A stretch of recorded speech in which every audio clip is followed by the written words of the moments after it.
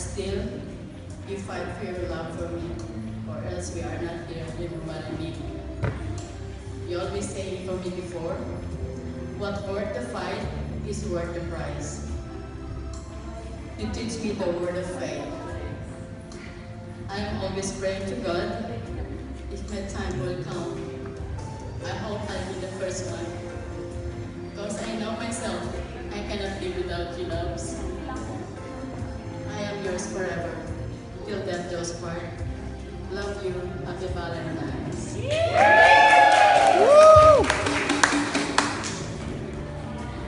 Naunang sa lahat, ako'y nagpapasalamat sa mga narito at ginilkob niyo kami.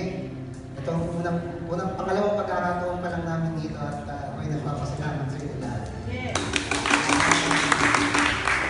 Sa unang pagkakataon ay gagawin ko mga bagay na ito kasi hindi ko nagawa ito dati. I mean, it's been 10 years we've been together and there's a lot of struggle in that years. Papasalamat ako sa iyo lang at nandiyan ka pa rin. Sa lahat ng pagsubok, marami tayong nadaanan. Lagpasan natin ang tinatawag ng long distance relationship for years, hindi tayo bumigay. At alam ko, ikaw para sa akin dahil sa lahat ng pagsubok, kahit na napapakabigat, buo pa rin ang ating pagmamahalan. Talagang nilaan tayo para sa isa.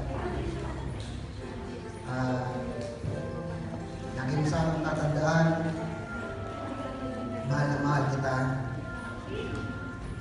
Nandiyan ang Diyos, saksan natin yan.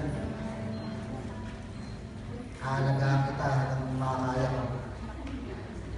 Paglalaban kita.